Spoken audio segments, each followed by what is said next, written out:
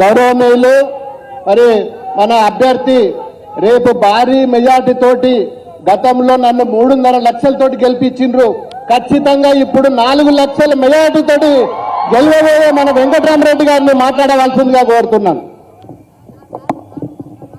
గౌరవనీయులు పెద్దలు మన మాజీ మంత్రివర్యులు శ్రీ తన్నీరు హరీష్ రావు గారికి, అదేవిధంగా పద్మా దేవేందర్ రెడ్డి గారికి, మాజీ శాసనసభ్యురాలు మరి సునీతా లక్ష్మారెడ్డి గారికి, నర్సాపూర్ శాసనసభ్యురాలు కొత్త ప్రభాకర్ రెడ్డి గారు, దుబ్బాక శాసనసభ్యులు, సంగారెడ్డి శాసనసభ్యులు చింతా ప్రభాకర్ గారికి, మరి వేదిక మీద ఉన్న అందరు నాయకులు జేడి సుభాష్ రెడ్డి గారికి, ఎమ్మెల్సీ గారికి, బట్టి జగపతన్న గారికి, ప్రతాపన్న గారికి, వేదిక మీద ఉన్న అందరి నాయకులకు, యాదవ్ రెడ్డి ఎమ్మెల్సీ గారికి, మరి ఎండు టెండలో ఇంత పెద్ద పాదయాత్రకు మీరందరూ కూడా వచ్చి ఇవాళ అశేష జనవాళికి పేరు పేరున తల వంచి నమస్కరిస్తా ఉన్నాను. ఇవాళ గౌరవనీయులు పార్టీ అధ్యక్షులు కేసీఆర్ గారి ఆశీస్సులతో, వారి దీవెనలతో బీఫామ్ తీసుకొని మీ అందరి ముందుకు నామినేషన్ వేయడానికి బీఆర్ఎస్ పార్టీ అభ్యర్థిగా, ఎంపీ అభ్యర్థిగా మీ ముందు వచ్చాను. మరి ఈ ప్రాంతంలో కలెక్టర్ గా పనిచేసి మీకు సేవలు అందించే అవకాశం ఆ భగవంతుడు ఆ రోజు కల్పించిన, అందుకే మీ ఆదరణతో మళ్ళీ మీ బీఆర్ఎస్ పార్టీలో ఎంపీ అభ్యర్థిగా మీచే ఎన్నికబడి మీ సేవలో ఉంటానని ఈ ఎండు టెండలో మీ అందరి దేవుని మీద ప్రమాణం చేసి మీ అందరికీ చెప్తా ఉన్నాను. మరి కలెక్టర్ గా సేవలు అందించే భాగ్యం కలిగి ఆ గడ్డ మీద ఆ ప్రజలకే మళ్ళీ చట్టసభలోకి వెళ్ళి ప్రజాప్రతినిధిగా సేవలు అందించే అదృష్టం నాకు ఇవాళ దక్కిందంటే మీ అందరి ఆదరణ. మరి మెదక్ పార్లమెంట్ నియోజకవర్గంలో సిద్దిపేట జిల్లా, సంగారెడ్డి జిల్లా, మెదక్ జిల్లా వాసులందరితో పనిచేసి మమేకమై ప్రజాప్రతినిధులతో కలిసి, ప్రజలతో కలిసి ప్రభుత్వానికి ప్రజలకు మధ్య వారధిగా ఉండి ప్రభుత్వ పథకాలు మంచిగా అమలు చేసినందుకు మీరందరూ ఆదరించిండ్రు. నన్ను 11 సంవత్సరాలు మీరు కుటుంబ సభ్యునిగా చూసి ఈ జిల్లా, ఈ గడ్డ నన్ను ఆదరించింది. మరి మీ ఆదరణతో ఇవాళ పార్టీ గుర్తించి నాకు ఎంపీ అభ్యర్థిగా నిలబెట్టినందుకు మీ సేవలో ఉంటానని చెప్తా ఉన్నాను. ఒక్క విషయం నేను చెప్తా, దయచేసి మీరు ప్రతి బూత్ లో, ప్రతి పోలింగ్ స్టేషన్ లో, ప్రతి గ్రామంలో ఒక చర్చ పెట్టండి.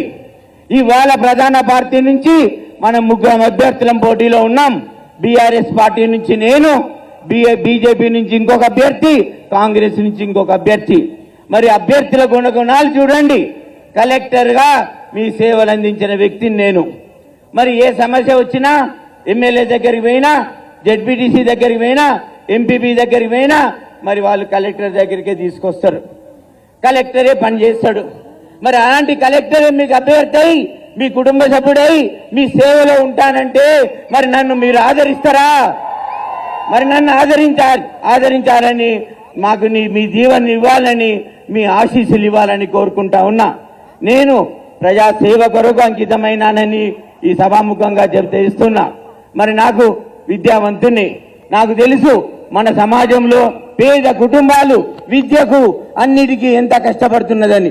మరి అలాంటప్పుడు నేను ఒక ట్రస్ట్కు పెట్టుకొని ఆ ట్రస్ట్ కార్యక్రమాలలో ఈ మెదక్ గడ్డ మీద నామినేసే ముందు ఒక ప్రమాణం చేసి చెప్తా ఉన్నా దేవుని మీద, ఇవాళ మన నియోజకవర్గంలో ఏ నిరుపేద కుటుంబానికైనా కూడా విద్యకు నేను అండగా ఉంటానని ఇవాళ మీ ద్వారా చెప్తా ఉన్నాను. అదే మాదిరిగా యువతకి నేను ఒక సూచన ఇస్తా ఉన్నాను. యువతకి అన్ననే ఉంటా, యువతకి పెద్దన్ననే ఉంటా, యువతకు నేనెంత ఉంటా అని చెప్తా ఉన్నాను. నాలాగా పోటీ పరీక్షలు రాసి నాలాగా ఉన్నతోద్యోగులు కావాలని మన నియోజకవర్గంలో అందరికి కూడా కోచింగ్ సెంటర్లు పెట్టి శిక్షణ ఇచ్చి పెద్ద పెద్ద ఉద్యోగాలకు పంపే బాధ్యత నాది అని చెప్పి ఇవాళ సభాముఖంగా చెప్తా ఉన్నాను.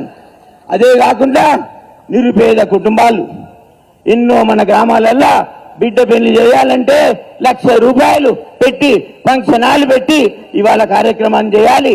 మరి నిరుపేద ఆడపడుచులకు నిరుపేద బిడ్డలున్న తల్లిదండ్రులకు నేను అండగా ఉంటా, వెంకట్రామరెడ్డి ట్రస్ట్ ఉంటుందని చెప్పి మీ అందరికీ చెప్తా ఉన్నా. మరి ఒక నిరుపేద కుటుంబం పెళ్లి చేసుకోవాలంటే ఒక ఫంక్షన్ హాల్కు 70,000 80,000 కిరాయి కట్టాలి. మరి అది నేను 9 నెలల్లో మీ అందరి ఆశీర్వాదంతో గెలిచిన తర్వాత 9 నెలల్లో ప్రతి నియోజకవర్గంలో మన ఆడబిడ్డలకు, మన పేద కుటుంబాలకు ₹1 కంటే ₹1 ఫంక్షన్ హాల్ నిర్మించి పేదింటిలో కుటుంబ సభ్యున్నై వాళ్ళ పెళ్లి చేస్తానని చెప్పి నేను ఈ సభాముఖంగా తెలియజేస్తా ఉన్నా.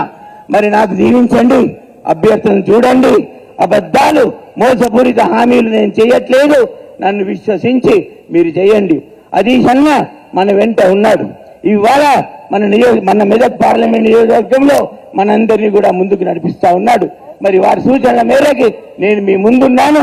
తప్పకుండా మీ అందరి సహకారంతో మీ సేవలో ఉంచే అవకాశం నాకు ఇవ్వాలని చెప్పి కోరుతూ, మీ అందరు కూడా నన్ను దీవించాలని చెప్పి, మీ ఓటు కారు గుర్తుకే వేసి నాకు ఘన విజయం ఇవ్వాలని చెప్పి సభాముఖంగా మీ అందరినీ ప్రార్థిస్తా ఉన్నాను. మీ దీవెనలు ఇవ్వండి అని చెప్పి కోరుతా ఉన్నాను. మీ అందరికీ ధన్యవాదాలు.